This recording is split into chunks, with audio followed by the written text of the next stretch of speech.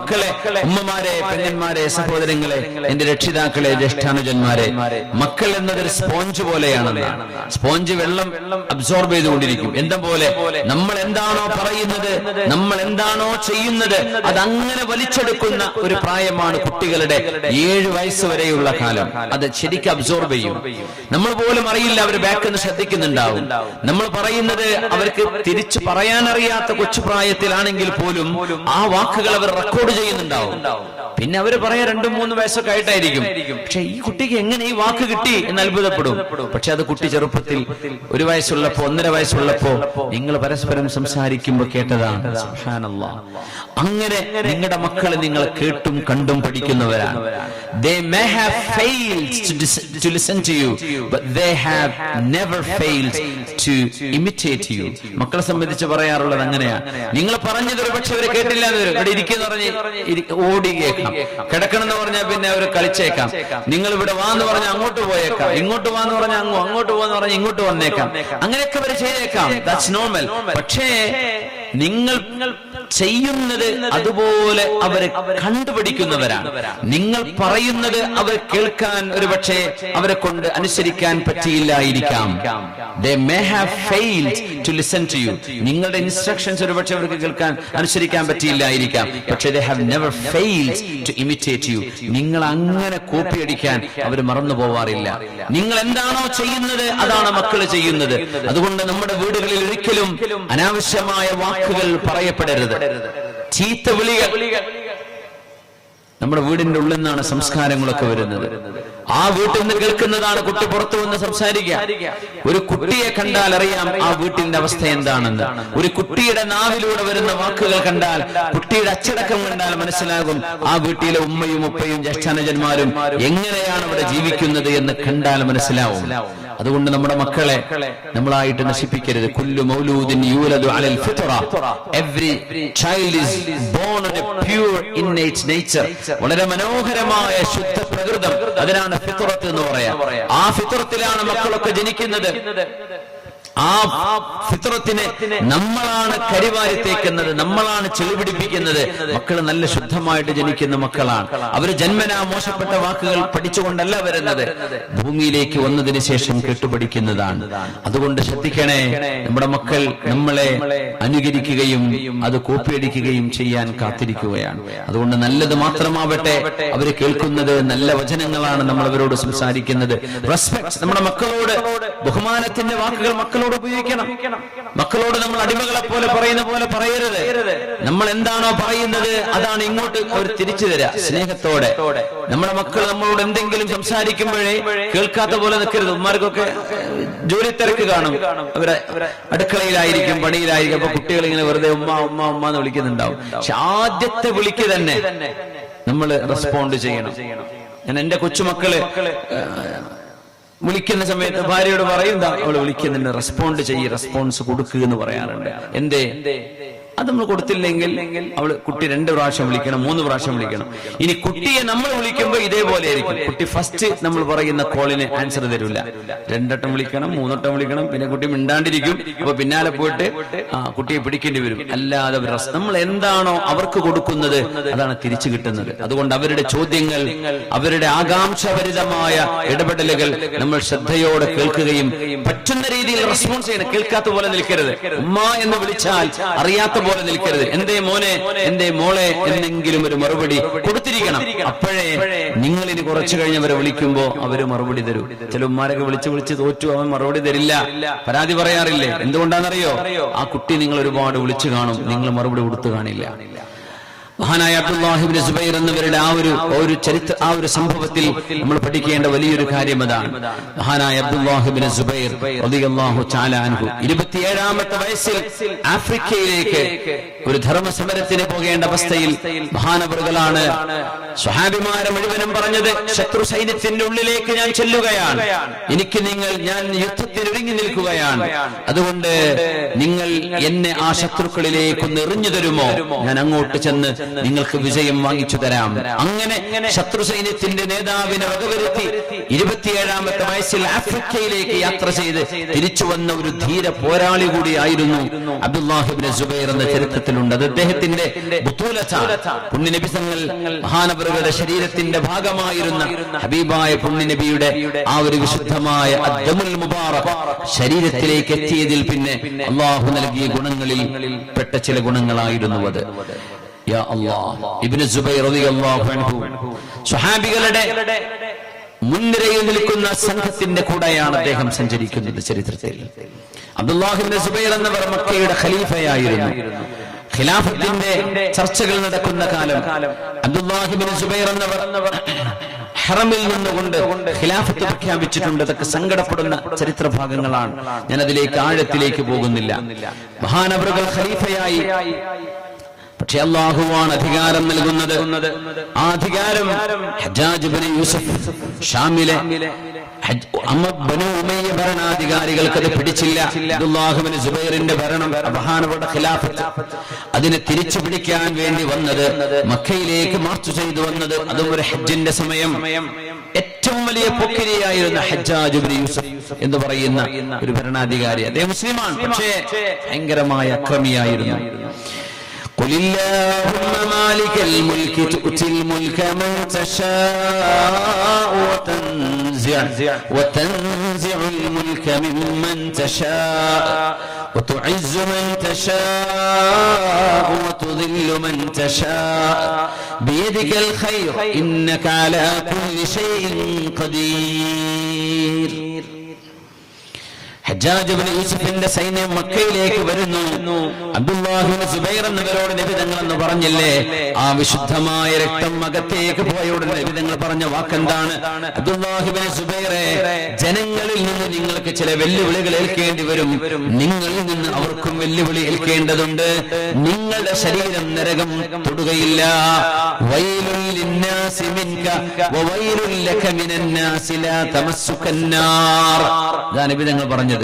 ആ വാക്കുകൾ പുലരുകയാണ്. ജനങ്ങളിൽ നിന്ന് നിങ്ങൾക്ക് ചിലത് കേൾക്കേണ്ടി വരും. വിശുദ്ധമായ കഅബാലയത്തിന്റെ മുന്നിൽ വെച്ച് അറുകുല ചെയ്യപ്പെട്ട മഹാനാണ്, ഷഹീദായ സ്വഹാബിയാണ് അബ്ദുല്ലാഹ് ഇബ്നു സുബൈർ റളിയല്ലാഹു അൻഹു. ഭയങ്കര സങ്കടമുള്ളൊരു സംഭവമായിരുന്നു അത്. മക്കയുടെ ഖലീഫയായിരുന്നു, പക്ഷേ ആ ഖിലാഫത്ത് പിടിച്ചു വാങ്ങാൻ അമവി ഭരണാധികാരികൾ വിട്ടത് ഹജ്ജാജ് ഇബ്നു യൂസുഫിനെയാണ്. അദ്ദേഹം മക്കയിലേക്ക് കടന്നു വരുമ്പോ കഅബാലയത്തിന്റെ കില്ല് പിടിച്ച് മഹാനവറുകൾ അഭയം ചോദിച്ചിട്ടുണ്ട്, അഭയം കൊടുത്തില്ല. കൂടെയുള്ള ആളുകളോട് നിങ്ങൾ എന്റെ കൂടെ നിന്ന് പോരാടുമോ? അള്ളാഹുവിന്റെ ശത്രുവിനെ, ഈ മനുഷ്യനെ ഞാൻ തുരത്തിയോടിക്കാൻ നിങ്ങൾ എന്റെ കൂടെ നിൽക്കുമോ എന്ന് ചോദിച്ചപ്പോ കൂടെയുള്ള ആളുകൾ അതിനെ വിസമ്മതിക്കുകയാണ് ഉണ്ടായത്. പ്രിയപ്പെട്ട ഉമ്മയുണ്ട്, അസ്മാ ബീവി റളിയല്ലാഹു അൻഹാ. അസ്മാ ബീവിയുടെ അരികത്തേക്ക് ചെല്ലുന്നു. അപ്പോഴേക്കും അസ്മാ ബീവിക്ക് 90 വയസ്സ് കഴിഞ്ഞിട്ടുണ്ട്. 90 വയസ്സ് കഴിഞ്ഞു. യാ അല്ലാഹ്. മഹദ് റളിയല്ലാഹു അൻഹ ഈ സുബൈർ എന്നവരും 60 കഴിഞ്ഞിട്ടുണ്ട്. അപ്പോഴേക്കും ഒരുപാട് പ്രായമായിട്ടുണ്ട്. ഉമ്മ, എന്നെ ഹജ്ജാജ് ഇബ്നു യൂസുഫ് കൊല്ലാൻ വരുന്നുണ്ട്, ഞാൻ എന്താണ് ചെയ്യേണ്ടത്? മോനെ, നിന്റെ ലക്ഷ്യം അല്ലാഹു ആണെങ്കിൽ, പടച്ച തമ്പുരാന്റെ തൃപ്തിയാണെങ്കിൽ നീ എന്തിനു ഭയപ്പെടണം? അതല്ല മോനെ, ദുനിയാവിന്റെ എച്ചിലാണ്, അധികാരമാണ്, സമ്പത്താണ് നിന്റെ ലക്ഷ്യമെങ്കിൽ നീ എന്തൊരു മോശക്കാരനാണ്. ഇല്ല ഉമ്മ, എനിക്ക് അള്ളാഹുവിന്റെ തൃപ്തി മതി. മോനെ, അള്ളാഹുവിന്റെ പാശം മുറുകെ പിടിക്കണേ, പടച്ചവനെ കൈവടിയരുത്. നിന്റെ മനസ്സിലെ ലക്ഷ്യം സത്യസന്ധമാവണം. എന്നാൽ നിനക്ക് അള്ളാഹു രക്തസാക്ഷിത്വം ഇവിടെ നൽകും.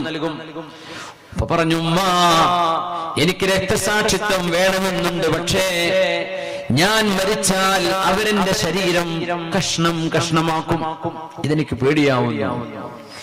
അപ്പോ അസ്മാ ബീവി കൊടുത്തൊരു മറുപടി ഉണ്ട്. മോനെ, ഒരാടിനെ അറുത്തു കഴിഞ്ഞാൽ ആ ആടിന്റെ തോല് അഴിക്കുമ്പോൾ ആടിന് കുഴപ്പമൊന്നും വരാറില്ല. എന്ന പോലെ നീ ഷഹീദാവുകയാണെങ്കിൽ പിന്നെ നിന്നെ എന്ത് ചെയ്താലും നീ എന്തിനു പേടിക്കണം? ഉമ്മ തലയിൽ കൈവച്ചു ഉമ്മയോട് പറഞ്ഞു, ഉമ്മ നിങ്ങൾ എനിക്ക് പൊരുത്തം തരൂ. പറഞ്ഞു, മോനെ അബ്ദുല്ലാ, നീ ഉമ്മയോട് നന്മ ചെയ്ത മോനാണ്, നിന്റെ വാപ്പയോട് നന്മ ചെയ്ത മോനാണ്, നീ സത്യസന്ധനായ മോനാണ്, ഇതിന് ഞാൻ സാക്ഷിയാണ്. മോനെ, ആണത്തത്തോടുകൂടെ നീ അള്ളാഹുവിന്റെ വിശുദ്ധമായ ഹറമിലല്ലേ, അധികാരത്തിന്റെ ഒരു പ്രശ്നമല്ലാതെ മറ്റൊന്നും നീയും ഹജ്ജാജ് ഇബ്നു യൂസഫും തമ്മിലില്ല. അയാൾ അധികാര കൊതിയനാണ്. അതുകൊണ്ട് മോനെ, ഈ വിശുദ്ധമായ ഹറമിൽ അള്ളാഹു നിനക്ക് രക്തസാക്ഷിത്വം നൽകുകയാണെങ്കിൽ അത് സ്വീകരിക്കാൻ നിനക്ക് എന്താണ് ഇത്ര പ്രയാസം? അങ്ങനെ കഫൻ പുട ധരിച്ചുകൊണ്ട് ഉമ്മയുടെ മുമ്പിൽ നിന്ന് ഇറങ്ങി വരുന്നു അബ്ദുല്ലാഹ് ഇബ്നു സുബൈർ എന്നവരെ. കഫൻ പുട ധരിച്ചു, ശരീരം മുഴുവൻ ചുറ്റി, വസ്ത്രം മുഴുവൻ ചുറ്റി, ഹനൂത്ത് സുഗന്ധം പുരട്ടി, ജനാസ കൊണ്ടുപോകുന്നതിന് മുമ്പ് ചെയ്യുന്ന പോലെ സുഗന്ധം പുരട്ടി. എന്നിട്ട് വാളെടുത്ത് വിശുദ്ധമായ കഅബാലയത്തിന്റെ മുമ്പിൽ വന്നു വന്ന മക്കയുടെ അധികാരിയാണ് മഹാനവറുകൾ. ആ അധികാരം പിടിച്ചടക്കാനാണ് ഹജ്ജാജ് ഇബ്നു യൂസഫ് വരുന്നത്. കഅബാലയത്തിന്റെ കില്ല് പിടിച്ച പ്രാർത്ഥനയിലായിരുന്നു. ആ സമയത്താണ് മഹാനെ അവർ നിഷ്ഠൂരമായി കൊല ചെയ്തു കളഞ്ഞത്, ഷഹീദായി. ഇന്നാ ലില്ലാഹി വ ഇന്നാ ഇലൈഹി റാജിഊൻ. ഉമ്മ പറയുമായിരുന്നു, മോനെ, സ്വർഗത്തിൽ വെച്ച് നിന്നെ എനിക്ക് കാണാൻ കഴിയണം. ഉമ്മാക്ക് അസ്മാ ബീവിക്ക് എപ്പോഴേക്കും കണ്ണിന്റെ കാഴ്ച നഷ്ടപ്പെട്ടിരുന്നു. ഹജ്ജാജ് ഇബ്നു യൂസഫ് മഹാനായ അബ്ദുല്ലാഹ് ഇബ്നു സുബൈർ എന്നവരെ കൊല ചെയ്തു എന്ന് മാത്രമല്ല, മക്കയിൽ ഒരു കുരിശ് പോലെ രണ്ട് പലക കെട്ടിയിട്ട് ക്രോസാക്കി വെച്ചിട്ട് മഹാനായ അബ്ദുല്ലാഹ് ഇബ്നു സുബൈർ എന്നവരെ കയറുകൊണ്ട് കെട്ടിത്തൂക്കി മരിച്ചു കിടക്കുന്ന മനുഷ്യനെ. അങ്ങനെയൊക്കെ സംഭവിച്ചു പോയി. എന്ത് ചെയ്യും? ചരിത്രത്തിന്റെ ഏറ്റവും സങ്കടകരമായ വശങ്ങളാണത്. ആളുകൾ മുഴുവനും കാണുന്നവരിങ്ങനെ നോക്കി സങ്കടത്തോടെ പറഞ്ഞു പോകും, എത്രയധികം നിസ്കരിച്ചിരുന്ന മഹാൻ, എത്രയധികം നോമ്പെടുത്തിരുന്ന മഹാൻ, അല്ലാഹുവിന്റെ റസൂൽ നരകം തൊടില്ല എന്ന് പറഞ്ഞ ശരീരമല്ലയോ ഇത്? തലതാഴ്ത്തി ഇങ്ങനെ ആ കുരിശിൽ തറച്ച പോലെ, സ്വലീബ് തന്നെ പറയുന്നത്, കുരിശിൽ തറച്ച പോലെ മഹാന്റെ കൈകാലുകൾ കെട്ടിവെച്ച് ജീവനില്ലാത്ത ആ ശരീരം കഴുത്ത് താഴ്ത്തി കിടക്കുമ്പോ ഒരു റുകൂഇലോ സുജൂദിലോ കിടക്കുന്ന പോലെ 3 ദിവസം മഹാനായ അബ്ദുല്ലാഹ് ഇബ്നു സുബൈർ എന്നവരുടെ ഉമ്മ അസ്മാ ബീവിയോട് ആരൊക്കെയോ ചെന്ന് പറഞ്ഞു, ഉമ്മ, നിങ്ങളുടെ മോൻ അബ്ദുല്ലാഹ് ഇബ്നു സുബൈറിനെ മറവ് പോലും ചെയ്യാതെ ഇങ്ങനെ കെട്ടിത്തൂക്കിയിരിക്കുകയാണ് മക്കയിൽ. എന്നെ കൊണ്ടുപോകൂ എന്ന് പറഞ്ഞു. എന്നെ കൊണ്ടുപോകൂ. പക്ഷെ ആ ഉമ്മാക്ക് നോക്കിയാ കാണൂല. എന്നിട്ട് പറഞ്ഞു, എന്റെ മോൻ അബ്ദുള്ളയുടെ മുമ്പിലേക്ക് എത്തിയാൽ എനിക്ക് പറഞ്ഞു തരണം, ഞാൻ അവിടെ ഇരുന്നിട്ട് എനിക്ക് ചില കാര്യങ്ങൾ പറയാനുണ്ട്. എന്നിട്ട് മഹദിയായ അസ്മാ ബീവി 90 വയസ്സ് കഴിഞ്ഞ ഉമ്മ, കണ്ടു കാണാതെ അന്ധത തിമിരം ബാധിച്ചിരുന്നു. മഹദി റളിയല്ലാഹു അൻഹാ അബ്ദുല്ലാഹ് ഇബ്നു സുബൈർ എന്ന മകന്റെ അരികത്ത് വന്നിരുന്നു. മേലെ തൊട്ടു മുമ്പിൽ മഹാൻ കെട്ടിത്തൂങ്ങി കിടക്കുകയാണ്. അവിടെ ശത്രുക്കൾ ചെയ്തത്. അവിടെ നിന്നിട്ട് പറഞ്ഞു, മോനെ മോനെ, നീ നിന്റെ ഉമ്മയോട് ഒരുപാട് നന്മ ചെയ്ത മോനാണ്, നീ ഒരിക്കലും എന്നെ വേദനിപ്പിച്ചിട്ടില്ല മോനെ. അതൊരു ഉമ്മ നൽകുന്ന ഏറ്റവും വലിയ അംഗീകാരമാണ്. നമ്മുടെ മക്കളായവരോട് മാതാപിതാക്കൾ, നിങ്ങൾ ഞങ്ങൾക്ക് ഉപകാരം ചെയ്ത മക്കളാണ്, മക്കളെ നിങ്ങൾ ഉമ്മയെ ഉപ്പയെ നിങ്ങളെ കഴിയുന്ന പോലെ നോക്കിയിട്ടുണ്ട് എന്നൊരു വാക്ക് ഉമ്മയുടെ ഉപ്പയുടെ വായിൽ നിന്ന് കേൾക്കാൻ മക്കൾ കൊതിക്കുന്നുണ്ട്, ആഗ്രഹിക്കുന്നുണ്ട്. അത് ഏറ്റവും വലിയ അംഗീകാരമാണ്, ഉമ്മ നൽകുന്ന ഏറ്റവും വലിയ സർട്ടിഫിക്കറ്റ് എന്ന് നിഗ്ധങ്ങൾക്ക് അറിയിച്ചു കൊടുക്കേണ്ട ഉത്തരവാദിത്വം സിദ്ദീഖ് എന്നവരുടെ മകൻ അബ്ദുറഹ്മാൻ ഇബ്നു അബീ ബക്കർ റളിയല്ലാഹു അൻഹു. പിന്നെ ആയിഷ ബീവി ചെറുപ്പമാണ്. ഇങ്ങനെ കുടുംബമൊന്നാകെ പുണ്യബിതങ്ങളുടെ ഹിജ്റയിൽ അവരൊന്നിച്ചാണ്. ആ നേരം പൂർണ്ണ ഗർഭിണിയായിരുന്ന അസ്മാ റളിയല്ലാഹു അൻഹാ മദീനയിലേക്ക് വരികയും മദീനയിൽ വെച്ച് അബ്ദുല്ലാഹ് ഇബ്നു സുബൈർ റളിയല്ലാഹു അൻഹുവിനെ പ്രസവിക്കുകയും ചെയ്യുന്നു. മദീനയിൽ എത്തിയ ഉടനെ മുസ്ലിമീങ്ങളിൽ ജനിച്ച ആദ്യത്തെ മോനാണ് മഹാനായ അബ്ദുല്ലാഹ് ഇബ്നു സുബൈർ റളിയല്ലാഹു അൻഹു എന്ന അസ്മാ ബീവിയുടെ മോൻ അബ്ദുല്ലാഹ്. ആ കുഞ്ഞിന്റെ ജന്മത്തിന് പ്രത്യേകതയുണ്ട്. മദീനയിൽ മുസ്ലിമീങ്ങൾ എത്തിയപ്പോ ജൂതന്മാർ പറഞ്ഞു, ഞങ്ങൾ ഇവിടുത്തെ മുസ്ലിമീങ്ങളായ ആളുകൾക്കൊക്കെ മാരണം ചെയ്തിട്ടുണ്ട്, അല്ലെങ്കിൽ അവർക്ക് ഞങ്ങൾ ഒരു ദുശകുനം ഇവിടെ ചെയ്തു വെച്ചിട്ടുണ്ട്. അതുകൊണ്ട് മുസ്ലിമീങ്ങളിലെ ഒരു പെണ്ണും ജീവനുള്ള കുട്ടിക്ക് ജന്മം കൊടുക്കില്ല. അവര് ഗർഭിണികളാണെങ്കിൽ അവർ പ്രസവിക്കുന്നത് ചാപ്പിള്ളയായിരിക്കും. ഇനിയിട്ട് അവർക്ക് കുട്ടികൾ ഉണ്ടാവുകയുമില്ല. ഉള്ള ഗർഭിണികൾ പ്രസവിക്കുമ്പോൾ ആ മക്കൾക്ക് ജീവൻ ഉണ്ടാവില്ല എന്ന് ഞങ്ങളുടെ ജ്യോത്സ്യന്മാർ ഞങ്ങളോട് പറഞ്ഞുവെന്ന് ജൂതന്മാർ അങ്ങാടികളിലൂടെ പറഞ്ഞു നടന്നിരുന്ന കാലമാണ്. ആ സമയത്താണ് അസ്മാ ബീവി പ്രസവിക്കുന്നത്. നോക്കുമ്പോ ഒരു കുഴപ്പമില്ലാത്ത സുമുഖനായൊരു മോനും. ആ മോനെ അല്ലാഹുവിന്റെ റസൂലിന്റെ അരികത്തേക്ക് കൊണ്ടുപോയി സല്ലല്ലാഹു അലൈഹി വസല്ലം, ഹബീബിന്റെ അരികത്തേക്ക് കൊണ്ടുപോയി. നിബിതങ്ങളാണ് ആ കുഞ്ഞിന് അബ്ദുല്ലാഹ് എന്ന പേര് വിളിക്കുന്നത്. അവിടുത്തെ പരിശുദ്ധമായ ഉമിനീര് കൊണ്ടാണ് അബ്ദുല്ലാഹി തങ്ങൾക്ക് തഹ്നീക്ക് ചെയ്തു കൊടുക്കുന്നത്, മധുരം കൊടുക്കുന്നത്. സല്ലല്ലാഹു അലൈഹി വസല്ലം അല്ലാഹുവിന്റെ ഹബീബ് ആ കുഞ്ഞിനെയും പിടിച്ച് മദീനയുടെ അങ്ങാടിയിലൂടെ നടക്കുമായിരുന്നു, മുസ്ലിമീങ്ങൾ കൊണ്ട് നടക്കുമായിരുന്നു. അന്നത്തെ ജൂതന്മാരെ കാണിച്ചു കൊടുക്കാൻ നിങ്ങളല്ലേ പറഞ്ഞത് ഞങ്ങൾക്കിനി മക്കള് ജനിക്കില്ല എന്ന്? കാണുന്നില്ലേ, ഇത് ഞങ്ങൾക്ക് ജനിച്ച മോനാണ്. അങ്ങനെ ഹിജറയിൽ ആദ്യം ജനിച്ച മോനാണ് മഹാനായ അബ്ദുല്ലാഹി ഇബ്നു സുബൈർ ഇബ്നുൽ അവ്വാം റളിയല്ലാഹു അൻഹുവിന്റെ മോൻ, അസ്മാ ബീവിയുടെ മോൻ സിദ്ദീഖ് റളിയല്ലാഹു അൻഹുവിന്റെ പേരക്കുട്ടി. അതുകൊണ്ട് ആ കുട്ടിയുടെ ജനനം സ്വഹാബികൾക്ക് വലിയ സന്തോഷമായിരുന്നു. അള്ളാഹു കൈവടിഞ്ഞിട്ടില്ല, അള്ളാഹു നമ്മുടെ കൂടെയുണ്ട് എന്നത്.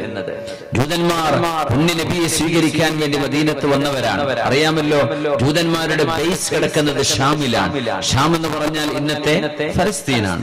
ഫലസ്തീന് പിന്നെ സിറിയയും ലബനോനും ജോർദാനും ഉൾക്കൊള്ളുന്ന സ്ഥലം. ഷാം എന്ന് മെയിൻ ആയിട്ട് പറയുന്നത് ഫലസ്തീനാണ്. പഴയകാലത്തെ ഷാം ഫലസ്തീനാണ് അതിന്റെ അടിസ്ഥാനം.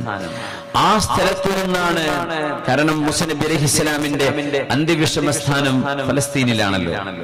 മൂസാ നബിയുടെ ദഅവത്തിന്റെ ബഹുഭൂരിഭാഗം ഈജിപ്തിലാണ്. ഫലസ്തീനിൽ നിന്ന് ബൈ റോഡ് യാത്ര ചെയ്യാൻ കഴിയുന്ന സ്ഥലമാണ് ഈജിപ്റ്റ്. ഏതായിരുന്നാലും സയ്യിദുനാ മൂസാ നബി അലൈഹിസ്സലാമിന്റെ കാലം തൊട്ട് അവിടുത്തെ ജൂതന്മാർ മദീനയിലേക്ക് ഇങ്ങനെ പലായനം ചെയ്യുന്നുണ്ട്. അതൊരു വലിയ അത്ഭുതമാണ്. കാരണം ജിയോഗ്രഫിക്കലി മദീനയുടെ ക്ലൈമറ്റ് ഷാമിനേക്കാളും മോശമാണ്. മദീനക്കൊരു പനിയുണ്ട്, തങ്ങൾ പറയാറുണ്ട്, മദീനയുടെ പരിപരുക്കൻ കാലാവസ്ഥ ആരെങ്കിലും ക്ഷമിക്കുകയും ആ മദീനയുടെ കാലാവസ്ഥയുടെ പ്രയാസങ്ങൾ സഹിക്കുകയും ചെയ്താൽ അവർക്ക് അല്ലാഹു പുറത്തു കൊടുക്കും എന്ന് പുണ്യ നബി ദുആ ചെയ്തിട്ടുണ്ട്. മദീനയിൽ വന്നാൽ ഒരു പനി വരും അല്ലെ, ഉംറക്ക് പോയാലൊക്കെ കാണുന്നില്ല, ഹജ്ജിന് പോയാൽ മദീനത്തെ ഒരു ക്ലൈമറ്റ് ഇച്ചിരി ഒരൽപ്പം പ്രയാസമായിട്ട് തോന്നും ചില ആളുകൾക്കെങ്കിലും. പക്ഷെ അത് ബറക്കത്തുള്ള മണ്ണാണ്. ഖൈറു ബിലാദില്ലാഹ് അഹബ്ബു ബിഖാഇല്ലാഹി ഇലാ റസൂലില്ലാഹ്. അല്ലാഹുവിന്റെ ഹബീബിന്, അല്ലാഹുവിന് എത്രമേൽ ഇഷ്ടപ്പെട്ട നാടാണത്. പക്ഷേ ഷാം അങ്ങനെയല്ല. ഫലസ്തീനിലൊക്കെ പോയ ആളുകൾ, ജോർഡാനിൽ പോയ ആളുകൾ ഉണ്ടെങ്കിൽ മനസ്സിലാവും ഞാൻ പറയുന്നത്. അവിടെ മുന്തിരിത്തോട്ടങ്ങളുണ്ട്. ജോർദാനിൽ മുന്തിരിത്തോട്ടങ്ങളുണ്ട്, അത്തിപ്പഴങ്ങൾ ധാരാളം. സൈത്തൂൻ വത്തീനി വസ്സൈത്തൂൻ വതൂരി സീനീൻ വഹാദൽ ബലദിൽ അമീൻ. ഖുർആൻ സത്യം ചെയ്തു പറഞ്ഞ ആ ഒരു രംഗം നോക്കൂ. വത്തീനി വസ്സൈത്തൂൻ, അത്തിപ്പഴവും അതുപോലെ തന്നെ സൈത്തൂൻ, ഒലീവ്. ഒലീവിനെയും അത്തിപ്പഴത്തെയും തന്നെയാണ് സത്യം എന്ന് പറഞ്ഞാൽ ഒലീവും അത്തിപ്പഴവും ഉണ്ടാകുന്ന ഫലസ്തീൻ ഷാം പ്രദേശത്തെ തന്നെയാണ് സത്യം എന്നാണ്. വതൂരി സീനീൻ, സീനാ മലമടക്കുകളെ തന്നെയാണ് സത്യം. വഹാദൽ ബലദിൽ അമീൻ, ഈ സുരക്ഷിതമായ നാടിനെ തന്നെയാണ് സത്യം. ഏതാണ് നാട്? ശുദ്ധമായ മക്ക. മക്കയും സീനാ പർവ്വതവും ഫലസ്തീനും, 3 നാടുകളെ അല്ലാഹു സത്യം ചെയ്തു. എന്തേ കാരണം? തൂർ സീനയിലാണ് മൂസാ നബിയുടെ തൗറാത്ത് ഇറങ്ങുന്നത്. ഫലസ്തീനിലെ സാഈർ മലയിലാണ് ഈസാ നബി അലൈഹിസ്സലാമിന് ഇഞ്ചീൽ കിട്ടുന്നത്. മക്കയിലെ പാറാൻ കുന്നുകളിലാണ്, ജബലുൻ നൂറിലാണ് വിശുദ്ധമായ ഖുർആൻ അവതരിക്കുന്നത്. 4 കിതാബുകൾ ഇറങ്ങിയ 4 പ്രവാചകന്മാരിലേക്കും 3 പ്രവാചകന്മാരും 3 സന്ദേശങ്ങളും. 4ാമത്തെ കിതാബ് ദാവൂദ് നബി അലൈഹിസ്സലാമിന്റെ സബൂർ. സബൂർ ഫലസ്തീനിൽ തന്നെയാണ്. പക്ഷെ സബൂറിൽ നിയമങ്ങളില്ല. സബൂർ എന്ന് പറയുന്നത് അല്ലാഹുവിനെ മദ്ഹ് ചെയ്യുന്ന കാവ്യമാണ്. കവിതകളാണ്. അള്ളാഹുവിനെ പുകഴ്ത്തി പറയുന്ന ബൈറ്റുകളാണ് സബൂർ. അതുകൊണ്ട് സബൂറിനെ നിയമപുസ്തകമായിട്ട് കാണാറില്ല. കാരണം സബൂർ തൗറാത്തിനെ അനുകരിച്ചുകൊണ്ടാണ്. സബൂറിന്റെ ആളുകൾ തൗറാത്താണ് അപ്പോഴും നിയമം. ഇഞ്ചിയിൽ വന്നപ്പോഴും തൗറാത്തിനെ അപ്ഡേറ്റ് ചെയ്തതായിരുന്നു ഇഞ്ചിയിൽ. വിശുദ്ധ ഖുർആൻ ഈ നിയമങ്ങളെ മുഴുവനും അബ്രോഗേറ്റ് ചെയ്തിട്ടാണ് വിശുദ്ധ ഖുർആൻ വരുന്നത്. അതുകൊണ്ട് തന്നെ അള്ളാഹു സത്യം ചെയ്തത് 3 നാടുകളെയാണ്. അതിൽ അത്തിപ്പഴവും ഒലീവും ഉണ്ടാകുന്ന നാട് എന്ന് അള്ളാഹു സൂചിപ്പിച്ചു. അതായത് മെഡിറ്ററേനിയൻ കടലിന്റെ ആ ഒരു സൈഡ് ഭാഗങ്ങൾ. മെഡിറ്ററേനിയൻ കടലിന്റെ സൈഡ് എന്ന് പറയുമ്പോൾ ചില ഭാഗങ്ങൾ ഇറാഖിന്റെ തുർക്കിയുടെ ഭാഗങ്ങൾ വരും. പിന്നെ നേരെ മധ്യത്തിൽ മെഡിറ്ററേനിയന്റെ മധ്യത്തിൽ സൈപ്രസ് വരുന്നുണ്ട്. അതിനപ്പുറത്ത് സ്പെയിൻ വരുന്നുണ്ട്. ഏതായിരുന്നാലും ഈ രാജ്യങ്ങളൊക്കെ അൽ ബഹ്റുൽ മുതവസ്സിത്ത് എന്ന് പറയുന്ന മെഡിറ്ററേനിയൻ കടലിനെ ചുറ്റിപ്പറ്റി കിടക്കുന്ന പ്രദേശങ്ങളാണ്. അവിടങ്ങളിൽ ഉണ്ടാകുന്ന ഒലീവാണ് ഏറ്റവും ഗുഡ് ക്വാളിറ്റി വെർജിൻ ഓയിൽ എന്നൊക്കെ പറയുന്ന നല്ല ഒലീവ് ഓയിലുകൾ കിട്ടുന്നത് മെഡിറ്ററേനിയൻ കടലിന്റെ ചുറ്റുമുള്ള നാടുകളിലാണ്. അതിൽ ഫലസ്തീനുണ്ട്. നല്ല കാലാവസ്ഥയാണ്. ഇപ്പോഴൊക്കെ അവിടെ ശരിക്ക് ഐസ് പെയ്യുന്ന പോലെ കടുത്ത തണുപ്പാണ്. 1 ഡിഗ്രി 2, 3, 4, 7 അങ്ങനെയൊക്കെയാണ് ഇപ്പോ ഈ ഡിസംബറിൽ അവിടുത്തെ കാലാവസ്ഥകളൊക്കെ. പക്ഷേ ആ ഒരു നല്ല നാട്, നല്ല കുന്നിൻ പുറങ്ങളാണ്. ഫലസ്തീനൊക്കെ രസകരമായ കുന്നുകളാണ്, നല്ല മനോഹരമായ കുന്നുകൾ. വലിയ വലിയ മരങ്ങളോ ഒന്നും ഇല്ലാത്ത, കാണാൻ നല്ല ഭംഗിയുള്ള, നല്ല ഇളയ പച്ചപ്പുല്ലുകളുള്ള നല്ല നല്ല കുന്നുകളാണ് ഫലസ്തീൻ മുഴുക്കയും. അത്രയും മനോഹരമായ ഒരു നാട്ടിൽ നിന്ന് ജൂതന്മാർ മക്കയിൽ വന്ന് താമസമാക്കി. എന്തിനാ ഒരു മദീനത്ത് വന്നത്? മദീനയിൽ താമസമാക്കുന്നു. മദീന എന്ന് പറയുന്നത് നഖീലുൻ ബൈന ഹറത്തൈൻ. ഹറ എന്ന് പറഞ്ഞാൽ വോൾക്കാനോ ഇറപ്ഷൻ ഉണ്ടായിട്ട് നമ്മുടെ അഗ്നിപർവ്വത വിസ്ഫോടനം, അഗ്നിപർവ്വത സ്ഫോടനം ഉണ്ടായിട്ട് അതിൽ നിന്ന് തെറിച്ചു വീഴുന്ന കല്ല് കറുത്ത കല്ലുകളായിരിക്കും. ആ കറുത്ത കല്ലുകൾ നിറഞ്ഞ 2 മരുഭൂമിയുടെ ഇടയിലുള്ള ഈത്തപ്പനകളുള്ള പ്രദേശം. അങ്ങനെ അന്ന് യഥരിബിനെ മദീനയെ അറിയപ്പെടുക. ആ പ്രദേശത്തേക്ക് ഷാമിൽ നിന്ന് ഏകദേശം ഒരു 800-900 കിലോമീറ്റർ അപ്പുറത്ത് നിന്ന് അവർ യാത്ര ചെയ്തു വന്നു. എന്തിനെന്നറിയോ? അന്ത്യപ്രവാചകരായ അഷ്റഫുൽ ഖൽഖ് സ്വല്ലല്ലാഹു അലൈഹി വസല്ലം തങ്ങളെ സ്വീകരിക്കാൻ, നബിതങ്ങളെ സ്വീകരിക്കാൻ വന്നവരാണ് അവർ. ക്രിസ്ത്യാനികൾ വന്നു. എവിടുന്ന്? ജെറുസലേമിൽ നിന്ന്. ഈസാ നബി അലൈഹിസ്സലാമിന്റെ ജന്മസ്ഥാനം ബത്ലഹേം എന്ന് പറയുന്ന പ്രദേശം, അല്ലെങ്കിൽ നേറ്റിവിറ്റി ചർച്ച് എന്ന് ക്രിസ്ത്യാനികൾ വിശ്വസിക്കാറുണ്ട്. നമ്മുടെയൊക്കെ പ്രമാണങ്ങളിലൊക്കെയുള്ള സൂചന പ്രകാരം ഈത്തപ്പന നിങ്ങൾ കുലുക്കിക്കോളൂ എന്ന് മറിയം ബീവി പ്രസവിക്കാൻ നിൽക്കുന്ന നേരത്ത് അല്ലാഹു പറഞ്ഞത്, ആ ഒരു ആയത്തിന്റെയൊക്കെ വിശദീകരണങ്ങളിൽ മഹാന്മാരായ മുഫസ്സിരീങ്ങൾ അഭിപ്രായപ്പെടുന്നത് അതൊരിക്കലും ജെറുസലേം ആയിരിക്കണമെന്നില്ല. അത് ഇച്ചിരി താഴെ ജെറുസലേമിൽ ഈത്തപ്പന ഉണ്ടാവില്ല. ഈത്തപ്പന ഉണ്ടാവുന്നത് ജെറിക്കോയിലാണ്, അരീഹ സിറ്റിയിലാണ്. ജെറിക്കോ ചൂടുള്ള പ്രദേശമാണ്. ജെറിക്കോ എന്ന് 25-30 കിലോമീറ്റർ ഉള്ളൂ ജെറുസലേമിലേക്ക്. ജോർദാനിൽ നിന്ന് ജെറിക്കോ വഴിയാണ് നമ്മൾ ഫലസ്തീനിലേക്ക് പോവുക. ആ ജെറിക്കോയിൽ എവിടെയോ ആവണം ഈസാ നബി അലൈഹിസ്സലാമിന്റെ ജന്മം നടന്നത് എന്നാണ് മുസ്ലിം പക്ഷം ചരിത്ര പണ്ഡിതന്മാർ പറയാം. ക്രിസ്ത്യാനികൾ പറയും അത് ബത്ലഹേമിലാണ്, നേറ്റിവിറ്റി ചർച്ചിലാണെന്നൊക്കെ. നേറ്റിവിറ്റി ചർച്ചിൽ ഈസാ നബിയുടെ ജന്മം നടന്ന സ്ഥലം എന്ന് അടയാളപ്പെടുത്തിയതൊക്കെ ആ ഒരു ചർച്ചിൽ ചെന്നാൽ നമുക്ക് ഇന്നും കാണാൻ പറ്റും. ഞാൻ കണ്ടിട്ടുണ്ട്, പോയ ആളുകളൊക്കെ ഉണ്ടായിരിക്കും. ഈസാ നബി അലൈഹിസ്സലാമിന്റെ സ്ഥാനം അവിടെയാണ്. ഈസാ നബി അലൈഹിസ്സലാം ആകാശത്തേക്ക് ഉയർത്തപ്പെട്ടതും ഫലസ്തീനിലാണ്. ആ സ്ഥലമൊക്കെ ഇന്ന് ജബൽ സൈത്തൂൻ, മൗണ്ട് ഒലീവിന്റെ മുകളിൽ ഒരു സ്മാരകമായിട്ട് ഇന്ന് നിലനിൽക്കുന്നുണ്ട്. അതിന് തൊട്ടപ്പുറത്താണ് റാബിഅത്തുൽ അദവിയ ബീവിയുടെ മഖാമുള്ളത്. ഏതായിരുന്നാലും ഈ സ്ഥലങ്ങളിൽ നിന്നാണ് ക്രിസ്ത്യാനികൾ എങ്ങോട്ട് വരുന്നത്? മരുഭൂമിയിലൂടെ. നഫൂത്ത് മരുഭൂമി എന്ന് പറയുന്നത് ഡേഞ്ചറസ് മരുഭൂമിയാണ്. ആ മരുഭൂമി താണ്ടിയിട്ട് വേണം മദീനയിലേക്ക് എത്താൻ. നമ്മളിപ്പോ മദീനയിൽ നിന്ന് ഖൈബർ വഴി, തബൂക്ക്, അൽ ഉല വഴി, അതായത് മദായിൻ സ്വാലിഹ് വഴി നമ്മൾക്ക് ജോർദാൻ ബോർഡറിലേക്ക്, അഖബയിലേക്ക് പോകാൻ കഴിയും. ആ യാത്രയ്ക്ക് ദുർഘടമായ മരുഭൂമിയാണത്, ഡ്രൈ മരുഭൂമിയാണ്. അത്രയും പരുഷമായ കാലാവസ്ഥ സഹിച്ചുകൊണ്ട് മദീനയിലേക്ക് ജൂതന്മാരും ക്രിസ്ത്യാനികളും വന്നു. എന്തിനു വന്നു? അവര് കാലാവസ്ഥ നോക്കിയാൽ യൂറോപ്പിന്റെ ക്ലൈമറ്റ് ആണ് ഫലസ്തീന്. യൂറോപ്പ് എന്ന് പറഞ്ഞുകൂടാ, അവിടുന്ന് മെഡിറ്ററേനിയൻ കടൽ കഴിഞ്ഞ പിന്നെ യൂറോപ്പാണല്ലോ. തുർക്കിയുടെ ഒരു ഭാഗം യൂറോപ്പാണ്. അപ്പൊ ഇറാഖ് കഴിഞ്ഞാൽ നേരെ ഇറാഖിലൂടെ ബൈ ലാൻഡ് തുർക്കിയിലേക്ക് കിടക്കാം. തുർക്കിയിൽ നേരെ കഴിഞ്ഞാൽ പിന്നെ അത് യൂറോപ്പിലേക്കാണ് കിടക്കുന്നത്. ഗ്രീസിലേക്ക് കിടക്കാൻ പറ്റും. ഏതായിരുന്നാലും അത്രയും നല്ല ഒരു കാലാവസ്ഥയുള്ള ഒരു നാട്, മുന്തിരിത്തോട്ടങ്ങളുള്ള നാട്, അത്തിപ്പഴവും ഒലീവും ഉണ്ടാകുന്ന നാട്.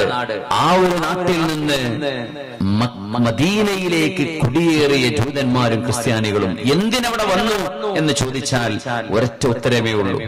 അവരുടെ സ്ക്രിപ്റ്റിൽ, അവരുടെ വേദഗ്രന്ഥങ്ങളിൽ അന്ത്യപ്രവാചകൻ വരുന്നത് മദീനയിലാണ് അല്ലെങ്കിൽ യഥ്രിബിലാണ് എന്ന് അവർക്കറിയാം. ആ പുണ്യപ്രവാചകനെ സ്വീകരിക്കാനാണ് അവരിങ്ങോട്ട് വന്നത്. ജൂതപണ്ഡിതനായിരുന്ന അബ്ദുല്ലാഹിബ്നു സലാം അല്ലെങ്കിൽ അബ്ദുല്ലാഹിബ്നു സലാം റളിയല്ലാഹു തആല അൻഹു അല്ലാഹുവിന്റെ റസൂലിന്റെ അരികത്തേക്ക് വന്നൊരു ചരിത്രമുണ്ട്. അദ്ദേഹം ജൂതന്മാരിലെ പ്രമാണിയായ നല്ല ഒരു പണ്ഡിതനാണ്, അവരുടെ ഷെയ്ഖാണ് അബ്ദുല്ലാഹിബ്നു സലാം തന്നെ.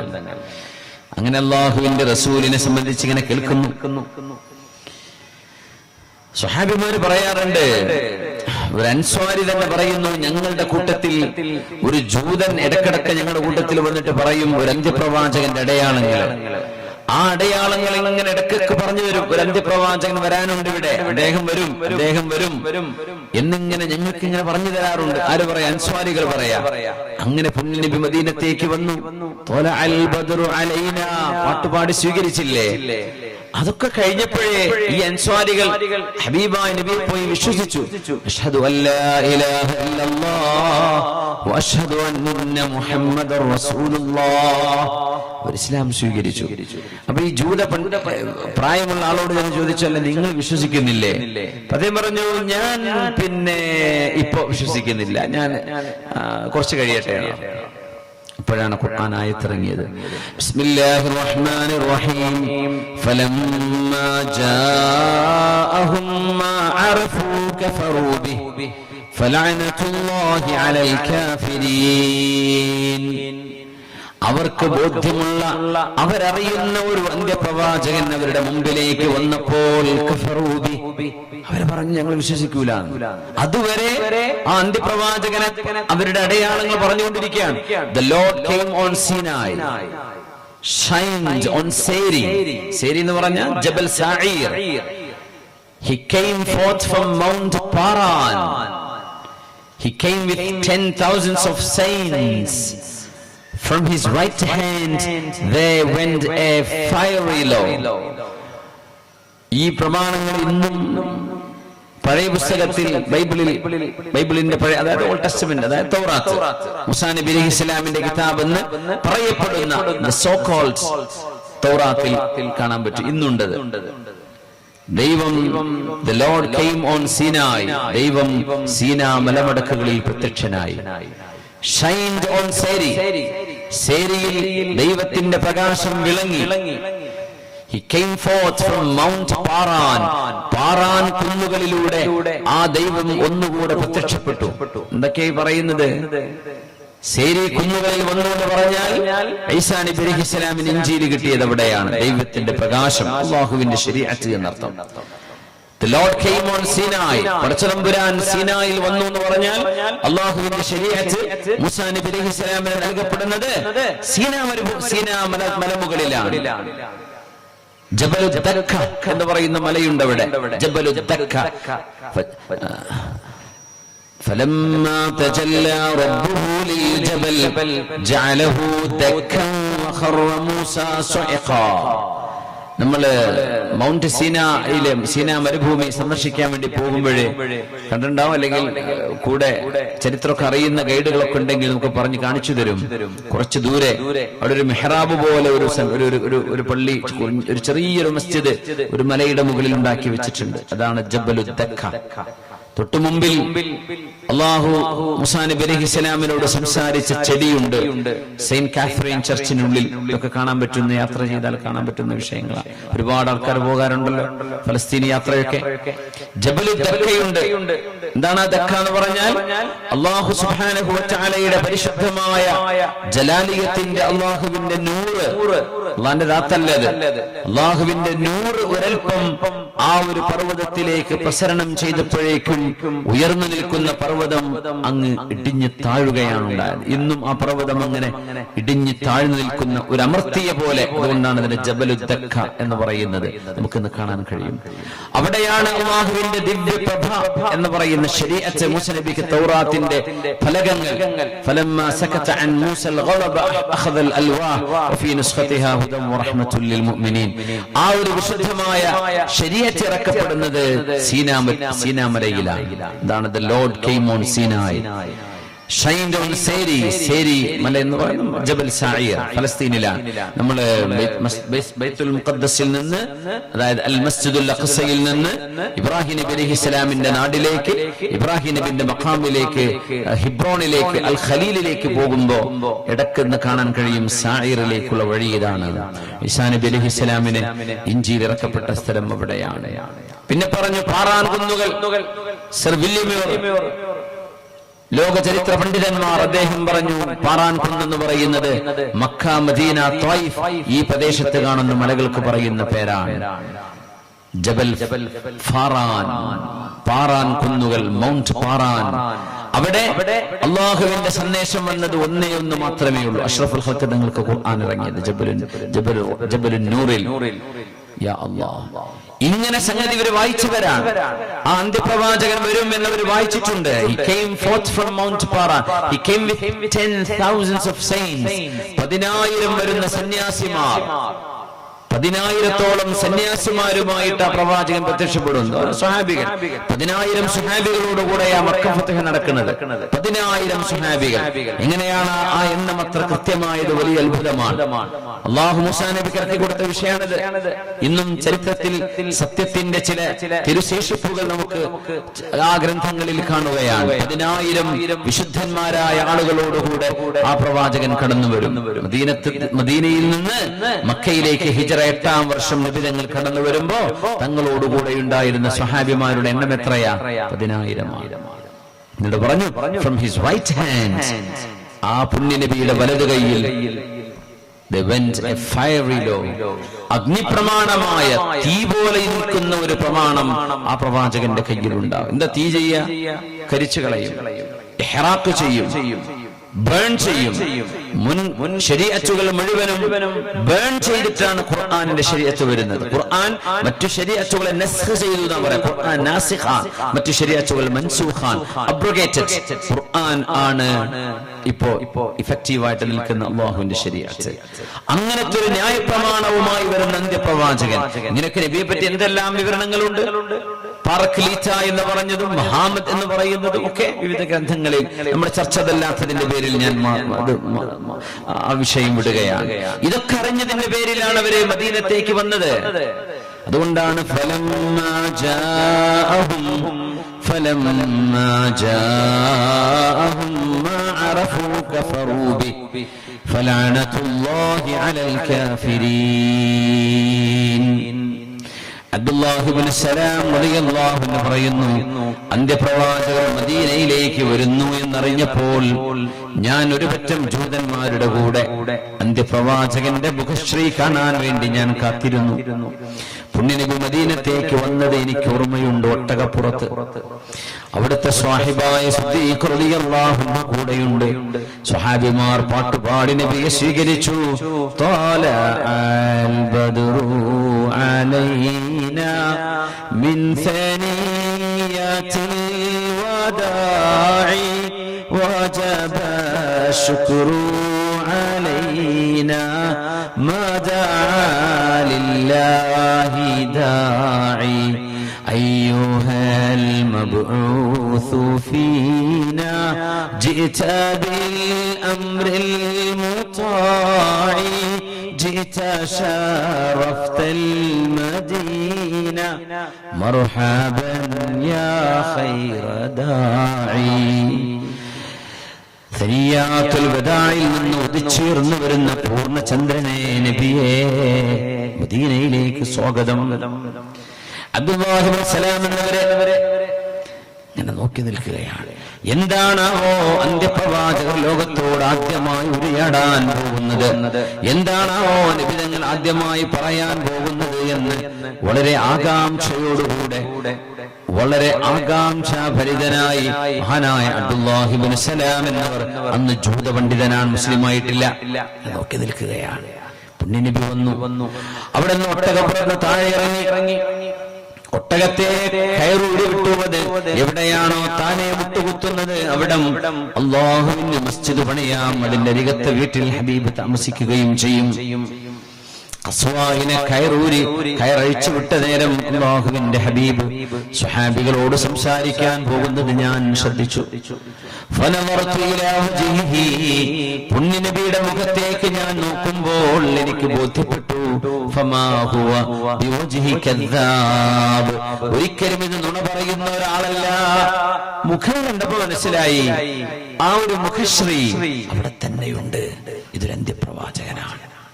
അത്ര മനോഹരം, extremely handsome and good looking അല്ലാഹുവിന്റെ ഹബീബിന്റെ മുഖം കണ്ടപ്പോഴേ എനിക്ക് തോന്നി ഇവര് നുണ പറയില്ല. കണ്ടപ്പോഴേ എനിക്ക് മനസ്സിലായി. അങ്ങനെ പുണ്യനബി സംസാരിക്കാൻ തുടങ്ങുകയാണ്.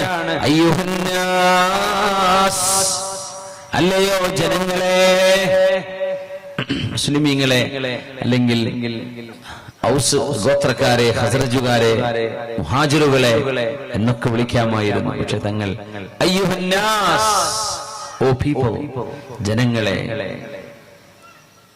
അഫ്ശുസ്സലാം, സലാം പ്രചരിപ്പിക്കണമേ, അത്ഉഇമുത്ത്വാം, ഭക്ഷണം കൊടുക്കണേ, അന്നദാനം ചെയ്യണേ, സിലുൽ അർഹാം, കുടുംബ ബന്ധങ്ങളെ നിങ്ങൾ മുറിച്ചു മാറ്റരുതേ, കൂട്ടിയോജിപ്പിക്കണേ, നിങ്ങൾ നല്ല കുടുംബ ബന്ധം സൂക്ഷിക്കുന്നവരാകണം. പിന്നെ പറഞ്ഞു സല്ലൂ ബില്ലൈലി വന്നാസു നിയാം, ജനങ്ങളെ ഉറങ്ങുമ്പോ നിങ്ങൾ എഴുന്നേറ്റ് 2 റക്അത്തെങ്കിലും അല്ലാഹു നിസ്കരിച്ചേക്കണമേ.